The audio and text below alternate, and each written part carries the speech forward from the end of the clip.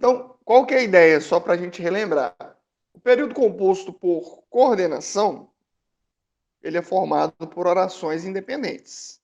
Então, leio a primeira, faz sentido. Leio a segunda, faz sentido. Leio a terceira, faz sentido. Não importa quantas orações ele tiver, as orações vão ser sempre orações independentes. Não é isso? Aí é período composto por coordenação.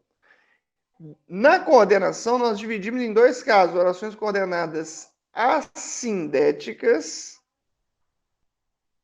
que são aquelas sem conjunção. Não há uma palavra que ligue essas orações, elas só estão encaixadas uma à outra, vamos dizer assim. E entre elas existe apenas uma vírgula.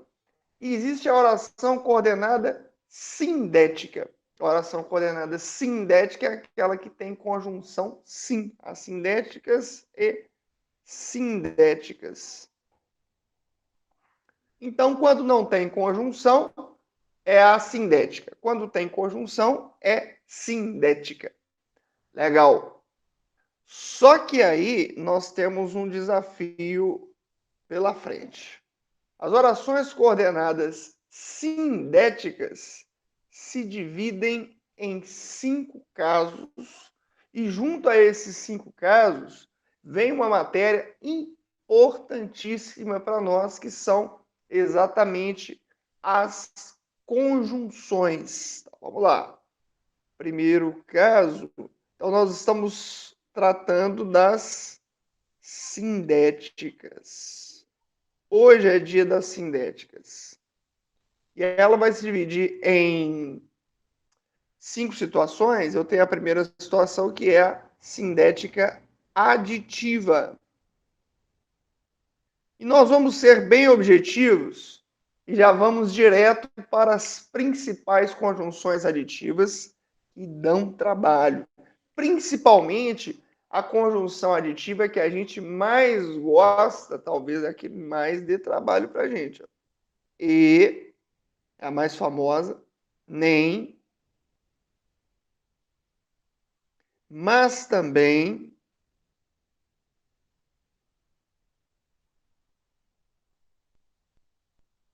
não só,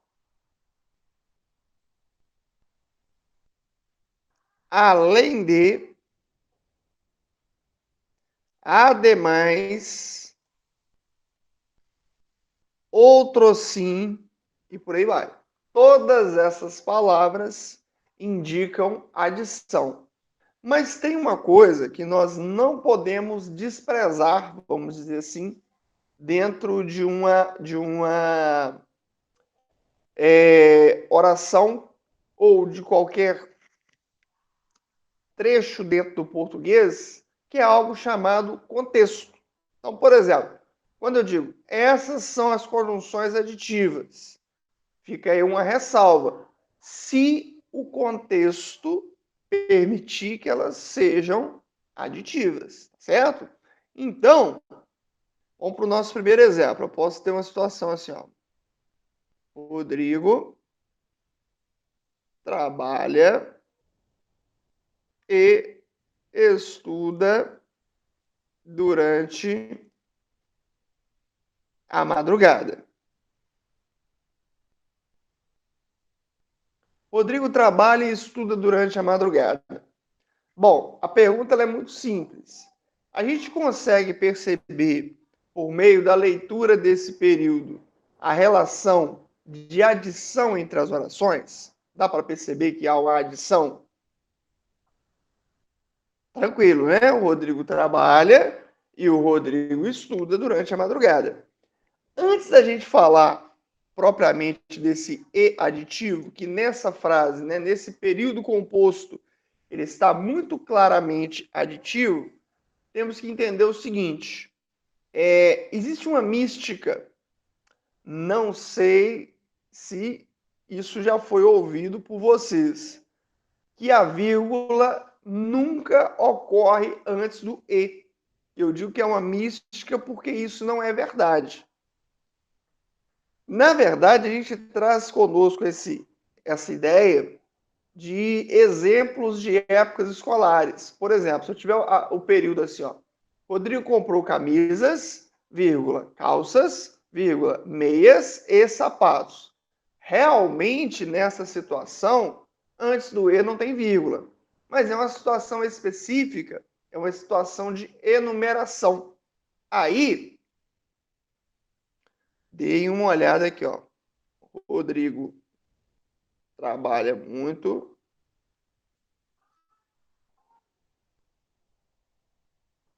E Brunielli, estou olhando aqui seu nome, Brunielli, para não cometer nenhum equívoco.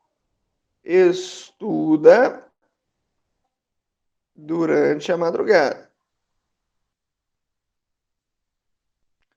O que eu posso dizer para vocês é o seguinte: a relação de adição continua existindo. Nós estamos somando. Só que lá no primeiro exemplo, quem é que trabalha aqui no nosso primeiro exemplo? Rodrigo trabalha, não é isso? Então, ó, aqui o Rodrigo, rapaz trabalhador, trabalha. E quem é que estuda ainda no primeiro exemplo? Rodrigo também. Houve um compartilhamento de sujeito, é ou não é?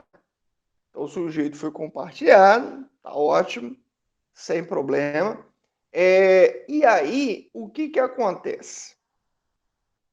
No segundo período, que também temos uma adição, quem trabalha é o Rodrigo. Rodrigo trabalha.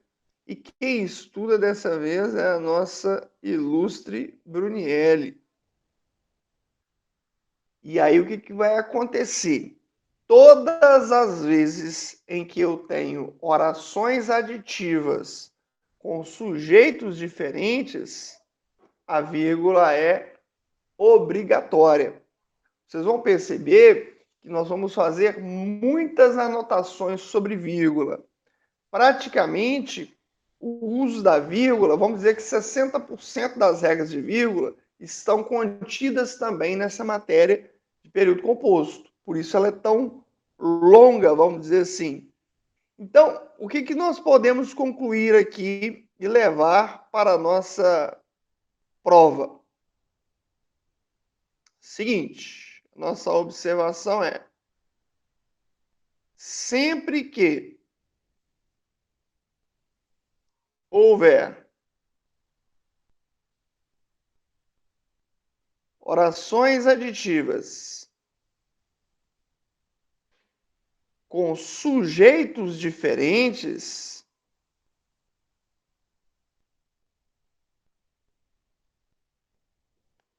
a vírgula é obrigatória. E aí, é muito normal quando a questão é a respeito de vírgula e perguntam para nós assim: marque a única alternativa em que a vírgula não foi empregada corretamente. É muito comum, é muito normal, é muito natural que o candidato mais inocente perceba uma vírgula antes do e já se lembre daquele caso de enumeração.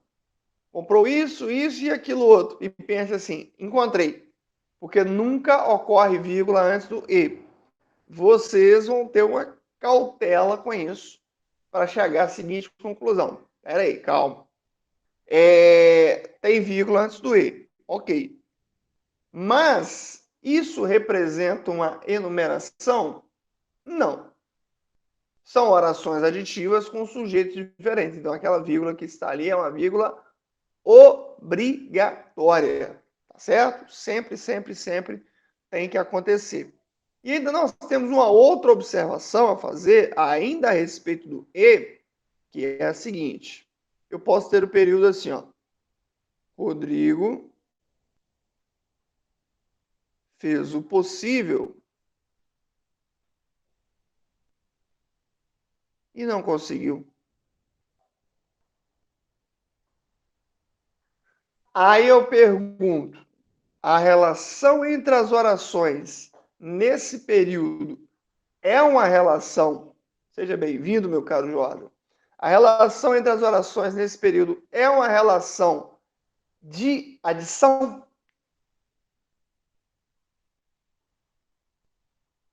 O que vocês acham? Rodrigo fez o possível e não conseguiu. Eu estou somando ou não?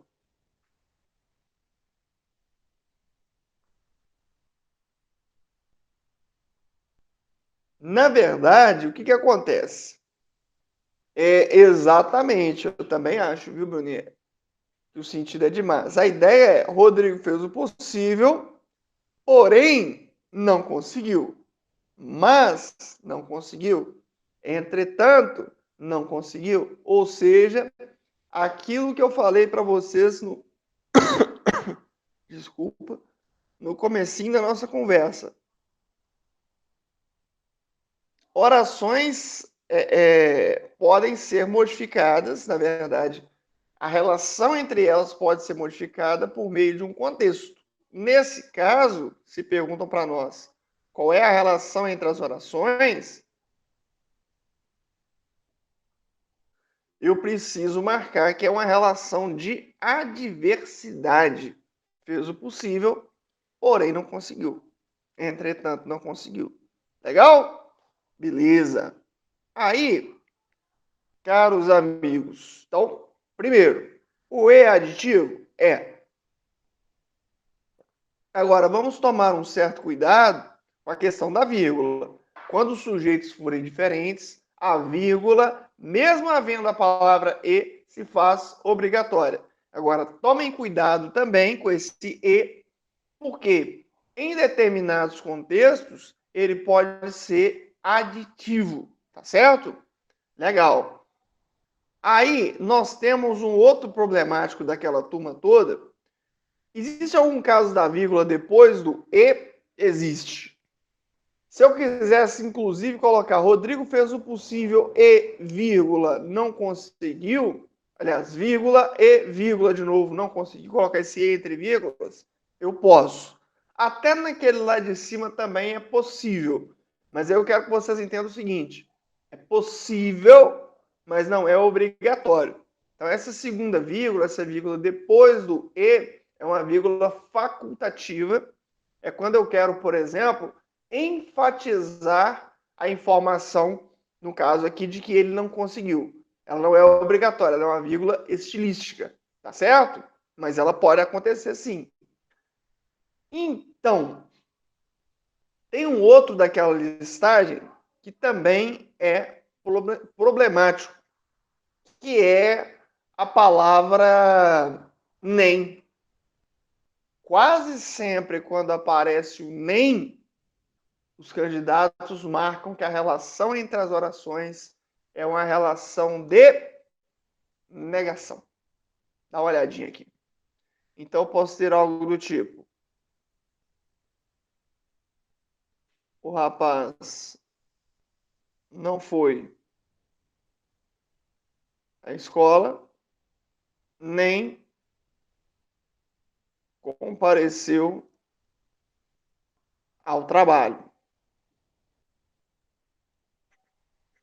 Não foi à escola, nem compareceu ao trabalho. Perguntinha para vocês. Dá para perceber que a relação é uma relação de adição ou não?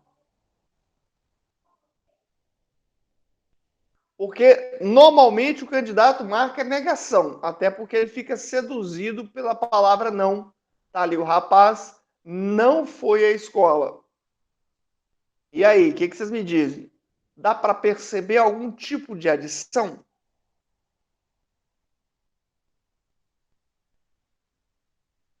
Na verdade, pessoal, é uma adição mais subliminar, mais difícil mesmo da gente perceber, porque eu estou, de primeira não, de primeira marcaria negação também, Brunieri. O que acontece? É você pensar o seguinte: assim como na matemática a gente soma menos um e dá menos 2, a gente soma menos 2 e menos 2 dá menos 4, a gente soma menos 4 e menos 4 dá menos 8. Nas orações, a gente também soma orações negativas. Então, a ideia é qual é a relação entre elas. O rapaz não foi à escola, ele deixou de fazer uma coisa. O rapaz não compareceu ao trabalho, ele deixou de fazer duas coisas. Então, eu estou somando algo que não aconteceu. Tá certo? É mais difícil da gente perceber. Assim como na matemática, a gente aprende primeiro a somar os números positivos. Depois, lá na quinta série, sexta série, já não sei mais, a gente aprende soma de números negativos. E aí a gente toma um certo baque na época. Aqui é a mesma coisa. O nem está para somar situações que não aconteceram. É mais ou menos quando a gente pede algo para alguém e a pessoa está super ressentida conosco, ela fala, não vou te ajudar, não, sabe por quê? Você não fez isso para mim, nem isso, nem aquilo outro. Ela está somando coisas que não aconteceram, somando coisas que você não fez. É uma soma negativa, mas é uma soma. Tá certo? Então tomem cuidado, porque o número de candidatos que marca que a relação é de negação é muito grande. E até com uma certa lógica, porque as frases são de fato frases negativas, sem dúvida. Tá certo? Mas vocês vão dar uma olhadinha e perceber que a pergunta é relação entre as orações. E entre elas eu estou somando. Ok?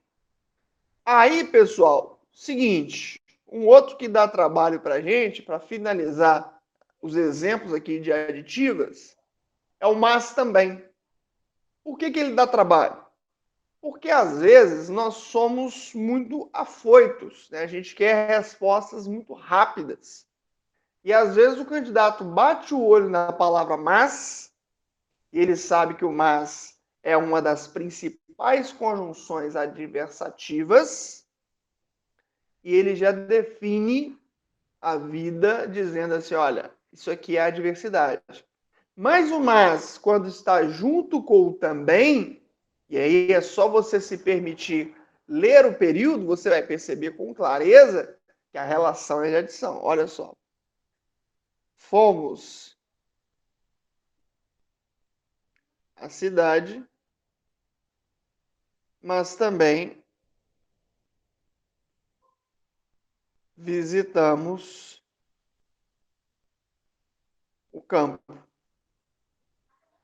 Dá para perceber, pela leitura do período inteiro, uma relação de adição?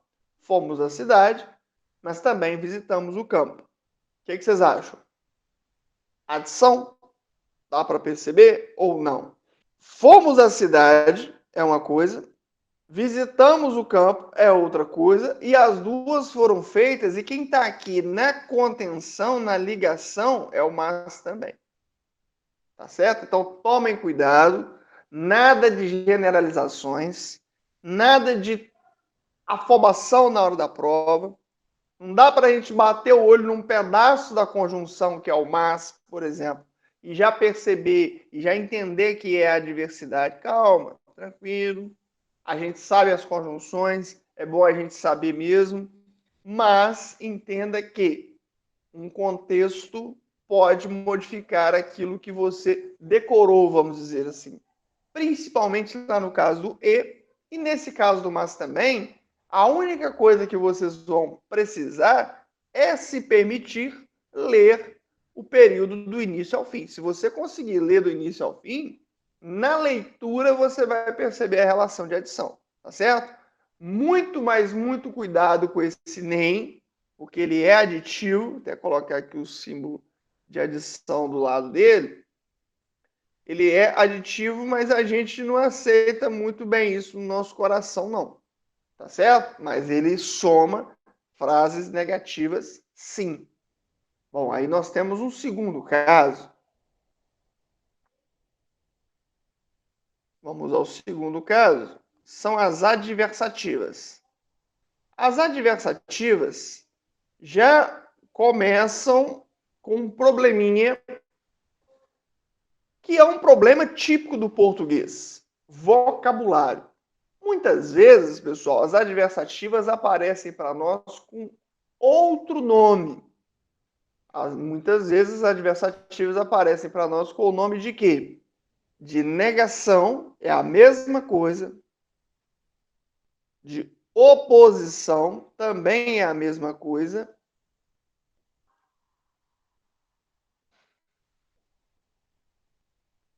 Ou de contraste. É tudo a mesma coisa, viu, pessoal? São sinônimos. Então, não vá você pensar assim, engraçado, eu aprendi só adversativos, não aprendi essa de contraste. É a mesma coisa. Legal? Usa-se muito em prova os dois primeiros contextos, os dois primeiros sinônimos, na verdade. Negação e oposição. Tá certo? Até mais do que adversativas. São elas. Mas, porém, todavia, contudo, entretanto, no entanto. Mas, porém, todavia, contudo, entretanto, no entanto, são todas adversativas, tá certo? A ideia de negação, de oposição, de contraste. A ideia de adversidade, de contrariedade. Legal. E aí, o que sucede? Vamos aos exemplos. A ideia de contradição entre elas é muito forte. Inclusive, meus amigos, vocês já devem ter reparado que na fala, muitas vezes, a gente não precisa nem concluir o pensamento para perceber que a relação é uma relação de negação. Por exemplo, quando eu digo para vocês assim, fulano fez o possível, mas antes de eu concluir, você já sabe que não deu certo. Vamos supor que você está interessado em alguém e aí você pediu uma oportunidade para esse alguém. A pessoa fala, te pede um tempo. Passa o tempo e vem a resposta para você. Olha, eu gosto muito de você, você é uma pessoa muito legal, muito agradável, muito interessante. Porém, e aí, meus amigos, quando se diz esse porém, você já sabe, olha, você é demais, mas não vai dar certo. Legal? Então, a ideia de negação proporcionada pelas conjunções adversativas é uma ideia muito forte, ok? Por exemplo, fiz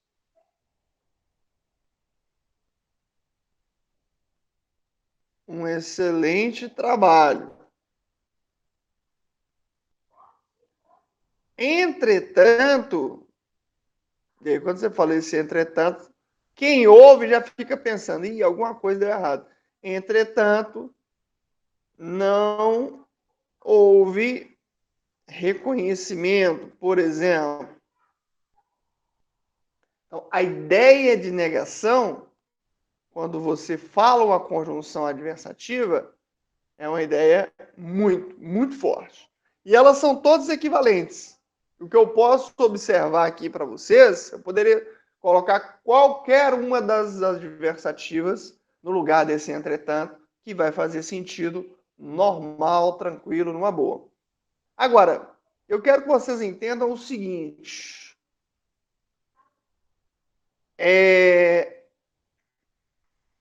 Cuidado com a palavra contudo. Uma observaçãozinha aqui para vocês. O contudo é diferente de contudo. Esse contudo, quando está juntinho, vocês já sabem, ele é adversativo. Adversativo. Já o contudo separado é quando você faz um texto, por exemplo, e aí lá na conclusão você coloca assim, ó, Com tudo dito acima, aí ele é separado. Porque ele tem uma função de quê? De conclusão. E aí, pessoal, em se tratando dessa situação de texto, tomem muito cuidado. Mas muito cuidado mesmo. Por quê? Porque vocês, às vezes, todos nós, né, na verdade, às vezes a gente faz introdução de um texto, desenvolvimento do texto, e na hora de concluir o texto, na hora de começar o último parágrafo do texto, às vezes a gente se equivoca e começa assim, entretanto, ou no entanto, e na nossa cabeça a gente queria escrever portanto, que é conclusivo. Mas se você escreve entretanto, o seu corretor pode, inclusive, zerar o seu texto, entendendo que você negou tudo que você falou para cima. Tá certo? Então, tomem muito cuidado com as conjunções adversativas se vocês precisarem escrever um texto. Elas não costumam dar muita chance, não. Professor, eu estou na dúvida entre colocar o contudo junto e o contudo separado lá na conclusão. Então, é melhor buscar uma outra palavra. Não dá para correr risco em se tratando de produção de texto, não. Tá certo? Exatamente pelo fato de elas terem um sentido muito forte do ponto de vista negativo. Tá certo? Bom, aí nós temos um terceiro tipo, que são as nossas conjunções alternativas. Alternativas. A ideia de alternância, a ideia de opção. Então, eu vou ter ou,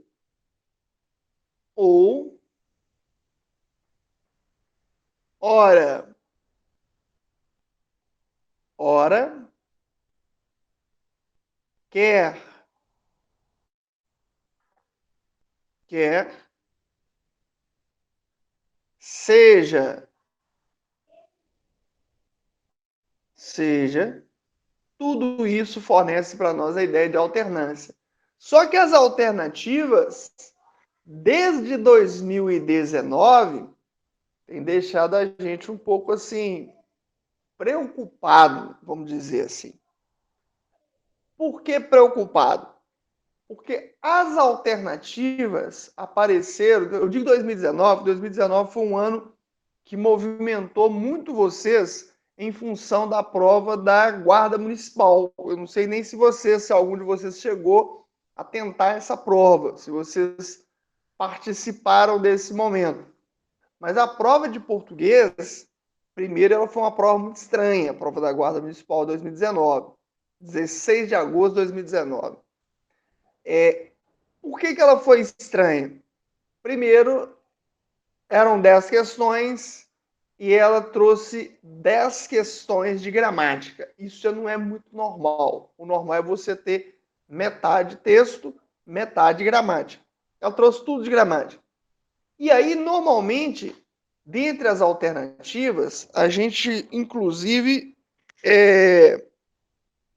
costuma dizer o seguinte: olha, essas são mais tranquilas, são mais fáceis. Então, o candidato nem dá muita bola para as alternativas, porque ele sabe que se ela cair, vai ser ou isso ou aquilo, ora isso, ora aquilo outro. E aí elas apareceram com um nome que é dado lá no raciocínio lógico, que é o nome de injunção. Até vou colocar embaixo aqui mais destacado, que é um vocabulário do raciocínio lógico. Deram uma frase alternativa e dizendo que ela era injuntiva. E o candidato não sabia esse termo. E aí deu muita confusão, muita gente entrou com recurso, etc. Mas era uma questão de vocabulário. Então tomem cuidado, as alternativas também podem ser conhecidas como injuntivas. Tá certo? Desde essa prova a gente fica meio cabreiro com isso. Por exemplo, o exemplo é bem tranquilo. A questão ali era uma questão de vocabulário mesmo, de reconhecimento da palavra. Ou você muda de vida, ou terminaremos tudo. E aí o sujeito tem duas opções na vida dele: mudar de vida ou terminar tudo. Mas de toda forma, há uma alternância, há uma possibilidade de escolha, tá certo? Isso é o princípio das alternativas. Opções. É apresentar opções. Ou isso ou aquilo. Cuidado com essa história de alternância igual a injunção, até porque na prova da Guarda Municipal, por exemplo, nem raciocínio lógico tinha. Mesmo assim, apareceu lá no vocabulário. E em provas que tem raciocínio lógico, é muito mais provável aparecer as alternativas com o nome de injunção e até se naquela época as pessoas entraram com recurso e perderam, em uma prova que tem raciocínio lógico, não dá nem para entrar com recurso, porque aí entendem como uma obrigação nossa saber que isso é vocabulário do raciocínio lógico, que é uma matéria que está no edital de vocês. Tá certo? Bom, aí, meus amigos, nós temos um terceiro caso. Terceiro não, quarto, né? São as conclusivas. Essas sim, ideais para a gente começar o nosso último período, o nosso último parágrafo do texto, na verdade. Caso vocês tenham que fazer um texto, vocês vão usar termos como portanto, enfim, logo, dessa forma, sendo assim, dessa maneira, é por aí, tá certo? Conclusivas. Então, enfim, logo, sendo assim, dessa forma, dessa maneira. Tem um pois aqui que traz consigo um asterisco, certo? Daqui a pouco a gente explica por quê. Mas, e tem a principal, né, a mais usada. Portanto, todas elas são conclusivas. Legal? A ideia de conclusão também é muito clara. Por exemplo, fizemos um excelente trabalho. Portanto, merecemos aplausos. A ideia de conclusão, que é fornecida pelo portanto, ok? Esse portanto aqui, ó,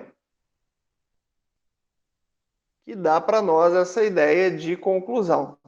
Mas aí, pessoal, antes de prosseguir, eu quero fazer uma observação com vocês. Seguinte, vamos chegar lá nas adversativas de novo? Elas aqui.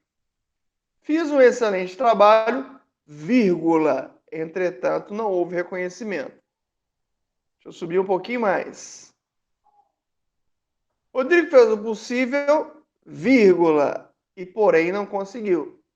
Olha, vírgula, e não conseguiu, ou porém não conseguiu. Aqui também é adversativo. Ótimo. Agora vamos voltar onde a gente estava. Fizemos um excelente trabalho, vírgula, portanto merecemos aplausos. Então, qual que é a nossa conclusão, meus amigos? Antes de conjunções adversativas e conjunções conclusivas, a vírgula é obrigatória. Tá certo? Não é nenhuma questão de, professor, então quer dizer que nesse caso eu posso colocar a vírgula? Não, nesse caso você tem que colocar a vírgula. E aí, antecipando uma possível pergunta, professor, posso colocar a vírgula depois? Pode, mas aí é facultativo. Tá certo? Então, observação sobre a vírgula. Utiliza-se a vírgula antes de conjunções adversativas e conclusivas. Beleza. E eu vou permanecer, por enquanto, com o pois, com um asterisco aqui. Por que ele traz esse asterisco, pessoal? Porque ele é principal conjunção conclusiva e ele também é principal conjunção explicativa, que é o nosso próximo caso. Então, assim que a gente falar a respeito das explicativas, e já vai ser agora, nós vamos diferenciar o pois conclusivo do pois explicativo. Tá certo? Vamos que vamos. O nosso próximo caso é um caso de explicação. Por quê? Que e pois que é o nosso menino mais problemático da vida. Certo? Legal. O que sucede, pessoal? Muito cuidado com essa palavra aqui, ó. Que. Qual que é o problema ou a solução do que? A palavra que, meus amigos, tem várias funções na língua portuguesa. Uma única delas é ser conjunção explicativa. Mas ela também pode ser, por exemplo, conjunção integrante em outro contexto. Ela também pode ser, por exemplo, pronome relativo em outro contexto. Então, é muito normal provas explorarem funções do que e funções do se. Tá certo? Com partícula passivadora, indeterminação do sujeito, conjunção integrante, é normal. Esses termos que têm muitas funções, é muito normal aparecer em prova, então a gente fica de olho nele. Quando que nós vamos saber que o que é uma conjunção explicativa? Sempre que você puder substituí-lo pelo porquê, ele é uma conjunção explicativa. Certo? Então vamos que vamos. Por exemplo, é normal, né, em épocas de infância, você receber aquele conselho dos colegas. Corra, que seu pai se aproxima. Aqui ele é explicativo. Corra por quê? Porque seu pai se aproxima. Tá certo? Todas as vezes que eu posso substituir esse que pelo porquê, é porque é uma ideia de explicação. Ok? Tranquilo, pessoal? Agora é a hora da gente fazer essa história do pois, né? Olha só. O pois. Dá uma olhadinha aqui nos dois períodos, meus amigos. Estudei demais. Estudei demais. Passei, pois, na prova. Eu posso ter assim também. Estudei demais, pois era necessário. Perguntinha para vocês. Qual dos dois períodos é mais estranho? O primeiro ou o segundo? Qual que é mais estranho? Estudei demais, passei, pois na prova. O primeiro, né, primeiro? Ou estudei demais, pois era necessário? Acho que não há muita dúvida a respeito da estranheza do primeiro. Esse pois esquisito, que a gente não usa muito aqui no Brasil, mas lá em Portugal, e a nossa língua é língua portuguesa, as pessoas usam bastante. Esse pois aqui, meus amigos, ele é de conclusão. Entretanto, eu não posso explicar para vocês assim, olha, o esquisito é de conclusão e o que não é esquisito é de explicação. Até porque, na hora da prova, tudo é muito esquisito, não é verdade? Então, vamos com calma. Tem que ter uma marca, e ele tem. Aliás, ele tem duas, inclusive. O pois que é de conclusão, ele está sempre entre vírgulas e depois dos verbos do período. Legal? Então tá aqui. Verbo 01, estudei. Verbo 02, passei.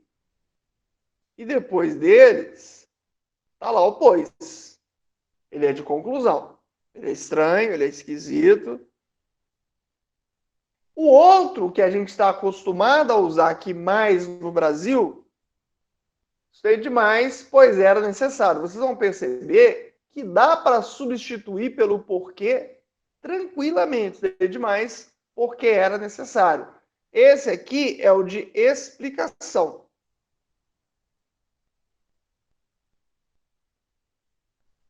Explicação. Tá certo? Então, esse pois de explicação, eu posso substituir pelo porquê e mais, ele não vem entre vírgulas, não aparece entre vírgulas.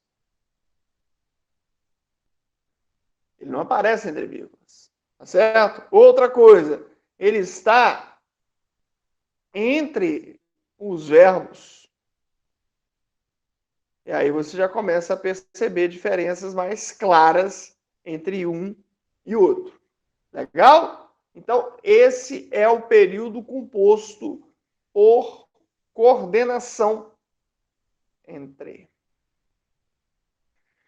Primeiro, pessoal, vamos rememorar. O período composto por coordenação, ele é formado por orações independentes. Ou seja, eu leio a primeira e faz sentido, eu leio a segunda e faz sentido.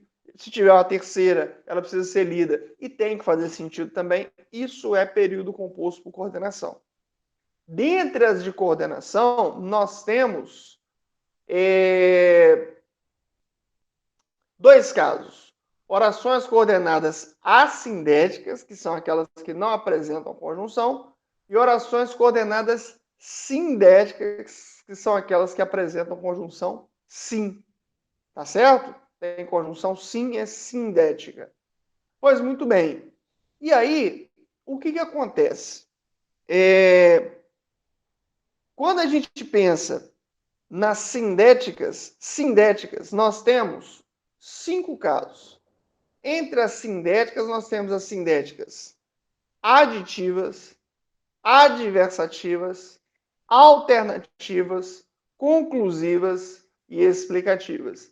Precisamos ficar de olho em 2 coisas. Aliás, em 3 coisas.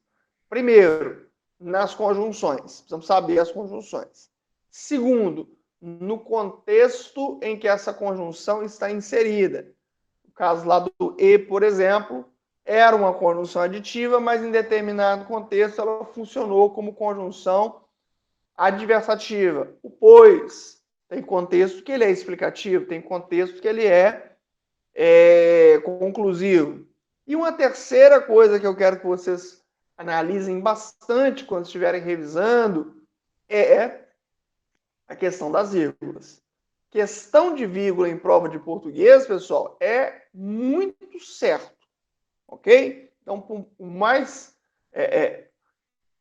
máximo de esforço que a gente fizer para aprender vírgula vai ser muito bom para o seu aproveitamento, tá certo? Pois bem, meus amigos. Aí, antes de falar do período composto por subordinação, eu quero fazer algo com vocês que a essa altura já é possível, que é a análise sintática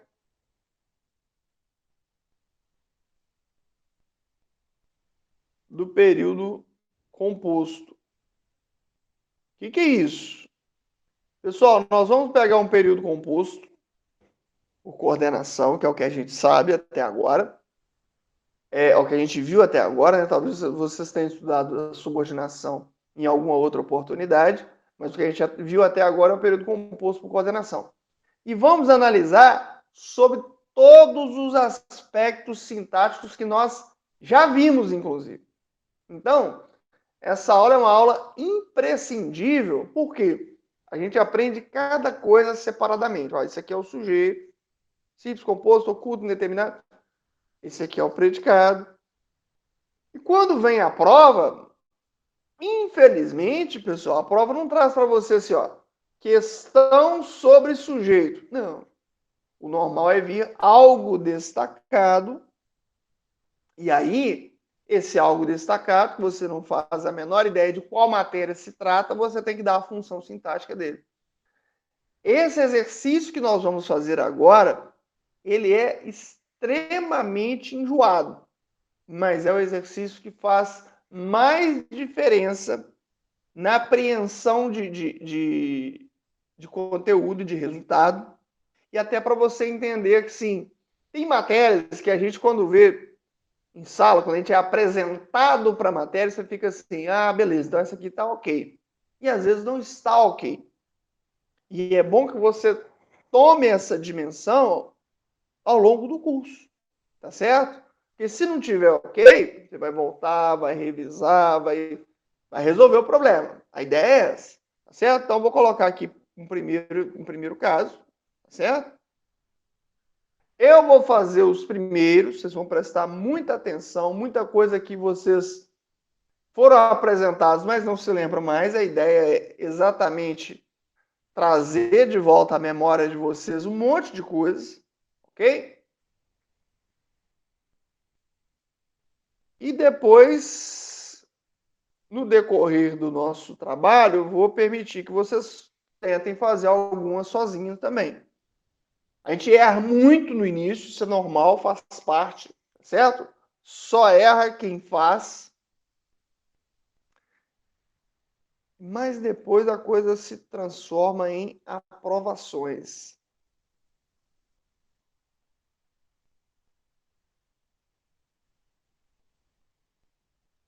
Alguns tinham problemas. Inclusive, acho que a gente pode fazer até uma análise morfológica também depois. Vamos com calma. Então, quero vocês atentos aqui, ó. Éramos privilegiados, entretanto, alguns tinham problemas. A pergunta que não quer calar é a seguinte: esse período é um período simples ou composto? O que vocês acham?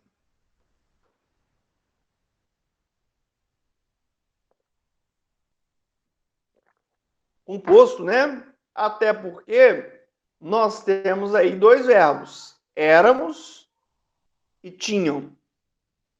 Dois verbos, duas orações. Duas orações, período composto. Aí eu pergunto o seguinte: éramos privilegiados. Faz sentido, pessoal? Sozinha a frase?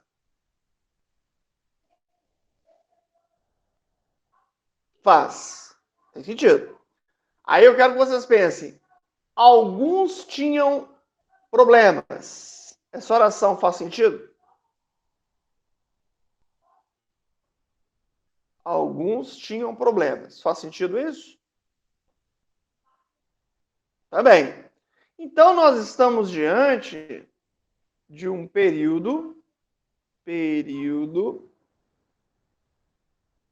composto por coordenação. Se perguntassem para nós que tipo de período é esse, marcaríamos período composto por coordenação. Legal. Aí, pessoal, nós vamos analisar a primeira oração.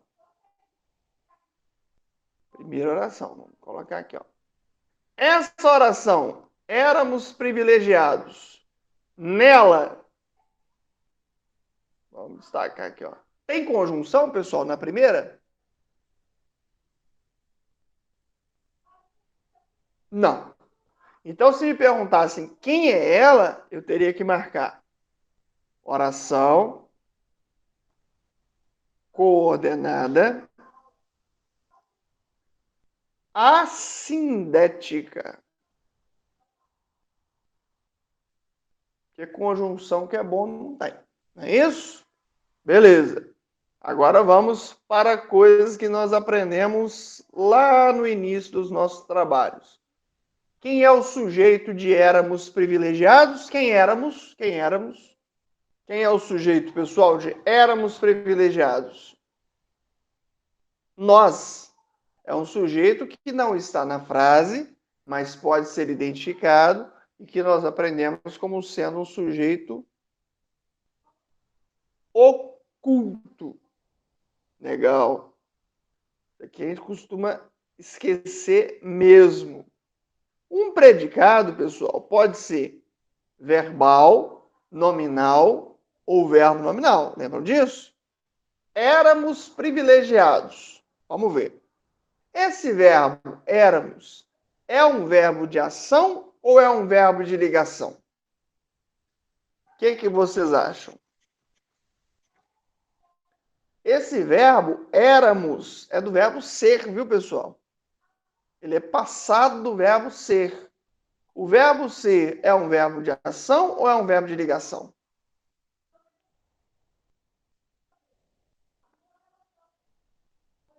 Ligação, não é isso? Porque ligação é ser, estar, ficar, continuar, permanecer, parecer, tornar. Então tem o verbo de ligação. Nessa frase, éramos privilegiados, tem alguma característica? Característica, adjetivo. Sim, privilegiados. Então, relembrando aqui com vocês. Todas as vezes que eu tenho verbo de ligação, no caso éramos, e tenho a característica, no caso privilegiados, o nosso predicado é nominal. Certo?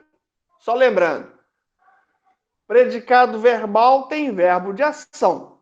Predicado nominal tem verbo de ligação e característica. Predicado verbonominal tem verbo de ação e característica. Tá certo? Só para a gente lembrar aqui. O verbo, como eu já disse, é de ligação. Quando o verbo é de ligação, ele não tem transitividade, ele é só de ligação. Tá certo? Legal. Privilegiados é uma característica. Quem que é privilegiado, pessoal, nessa frase? Privilegiados é uma característica de quem?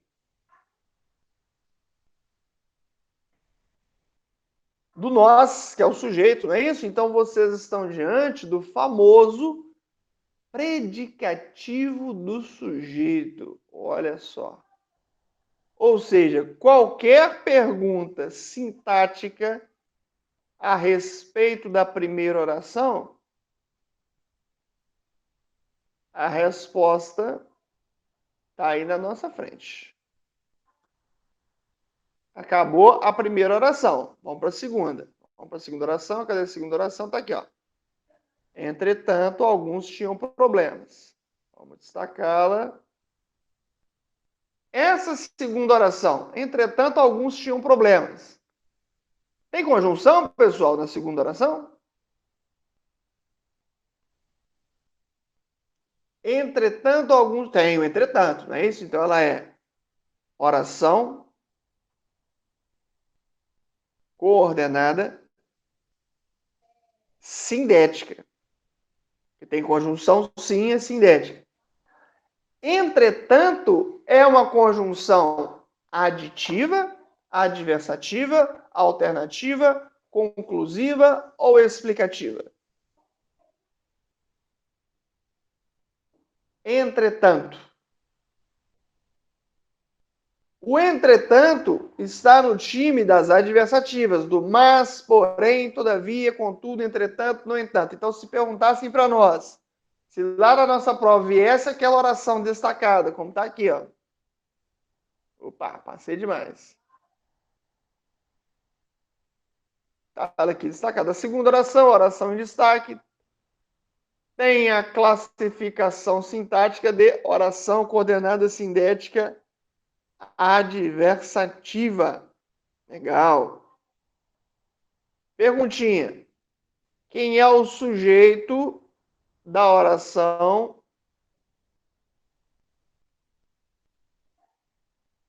Alguns tinham problemas. Quem é o sujeito?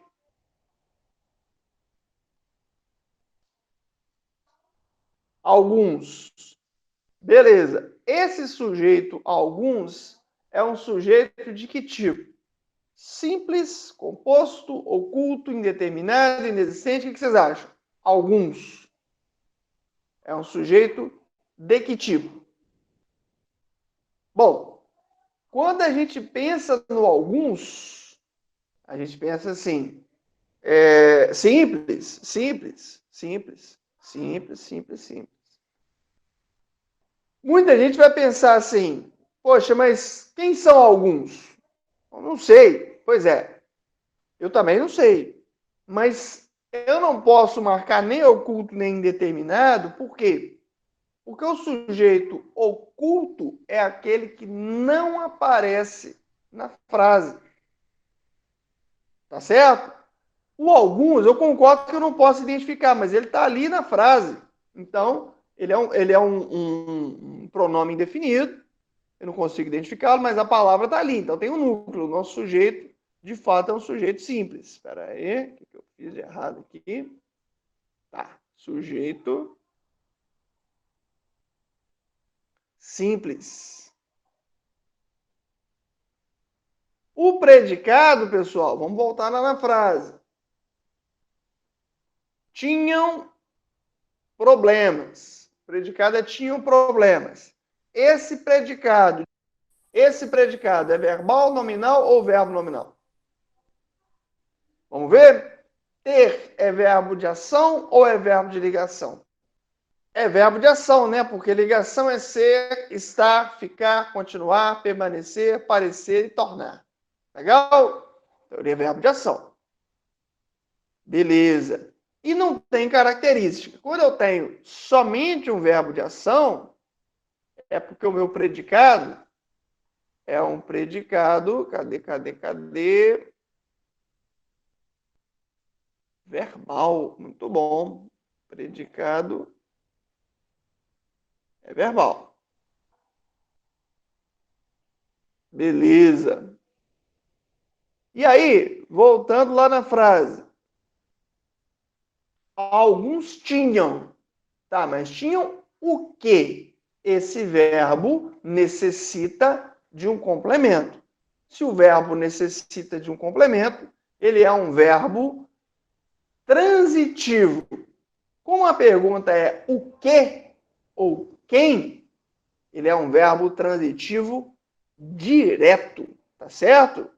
O nosso verbo é um verbo transitivo direto.